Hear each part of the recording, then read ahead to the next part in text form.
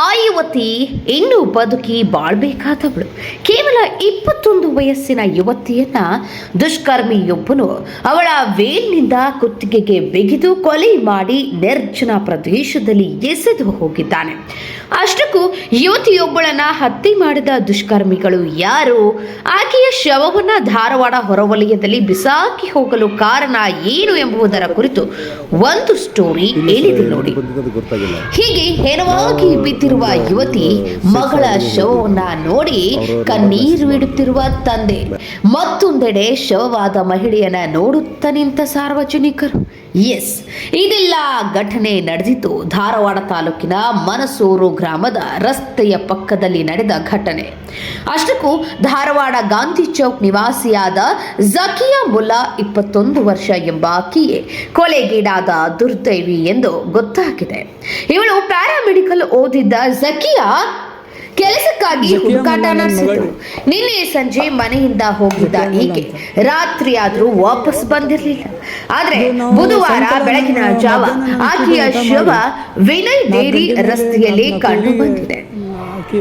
ಆಕೆಯ ಕುತ್ತಿಗೆಗೆ ವೇಲ್ನಿಂದ ಬಿಗಿದು ಹತ್ಯೆ ಮಾಡಲಾಗಿದೆ.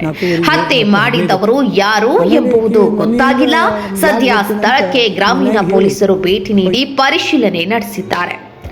ಇನ್ನು ವಿಜಯಕಾಶಿ ಧಾರವಾಡದಲ್ಲಿ ನಡೆದಿರುವ ಕೊಲೆ ಬೆಚ್ಚಿ ಬೀಳಿಸಿದೆ. ಇನ್ನು ಯುವತಿಯ ತಂದೆ ನನ್ನ ಮಗಳ ಸಾವಿಗೆ ಕಾರಣರಾದವರನ್ನ ಬಂಧಿಸಬೇಕು ಎಂದು ಆಗ್ರಹಿಸಿದ್ದಾರೆ. ಸ್ಥಳಕ್ಕೆ ಭೇಟಿ ನೀಡಿದ ಬಳಿಕ ಎಸ್ಪಿ ಗೊಂಜನ್ ಆರ್ಯ ಮಾತನಾಡಿ, ಇದು ಮೇಲ್ನೋಟಕ್ಕೆ ಕತ್ತು ಹಿಸುಕಿ ಕೊಲೆ ಮಾಡಿದ್ದಾರೆ ಎಂದು ಗೊತ್ತಾಗಿದೆ. ಯುವತಿಯ ಮೈ ಮೇಲೆ ಇರುವ ಗಾಯದ ಗುರುತು ಪತ್ತೆ ಹಚ್ಚಿ ಅವಳನ್ನ ಕೊಲೆ ಮಾಡಿದವರು ಯಾರು, ಅವಳನ್ನ ಯಾವ ಕಾರಣಕ್ಕೆ ಕೊಲೆ ಮಾಡಿದ್ದಾರೆ ಎಂಬುದು ಮರಣೋತ್ತರ ಪರೀಕ್ಷೆ ಬಳಿಕ ಗೊತ್ತಾಗಲಿದೆ. ನಾವು ಕೂಡ ಅವಳ ಕಾಲ್ ಡೀಟೇಲ್ಸ್ ಗಳನ್ನ ಚೆಕ್ ಮಾಡ್ತಾ ಇದ್ದೀವಿ. ಅವಳು ಯಾರ ಜೊತೆ ಮಾತಾಡ್ತಾ ಇದ್ಲು, ನಿನ್ನೆ ಸಂಜೆ ಯಾವಾಗ ಮನೆಯಿಂದ ಹೋಗಿದ್ದಾಳೆ ಎಂಬುದರ ಬಗ್ಗೆ ಮಾಹಿತಿಯನ್ನ ಕಲೆ ಹಾಕುತ್ತಿದ್ದೇವೆ. ನಾವು ಆದಷ್ಟು ಬೇಗ ಈ ಕೊಲೆಯ ಹಿಂದಿನ ರಹಸ್ಯ ಏನು ಎಂಬುದರ ಬಗ್ಗೆ ತನಿಖೆಯನ್ನ ಮಾಡುತ್ತಿದ್ದೇವೆ.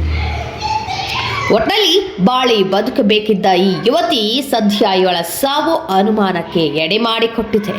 ಮೇಲ್ನೋಟಕ್ಕೆ ಕತ್ತು ಹೆಚ್ಚುಕಿ ಕೊಲೆ ಮಾಡಿದ್ದಾರೆ ಎಂದು ಪೊಲೀಸರಿಗೆ ಗೊತ್ತಾಗಿದ್ದು, ಇನ್ನು ಗ್ರಾಮೀಣ ಪೊಲೀಸರು ಮೃತದೇಹ ಮರಣೋತ್ತರ ಪರೀಕ್ಷೆ ಬಳಿಕ ಕೊಲೆ ಮಾಡಿದ್ದು ಯಾರು, ಯಾವ ಕಾರಣಕ್ಕೆ ಮಾಡಿದ್ದಾರೆ, ಕೊಲೆ ಮಾಡಿರುವ ಆರೋಪಿಗಳನ್ನ ಪೊಲೀಸರು ಪತ್ತೆ ಹಚ್ಚಬೇಕಿದೆ.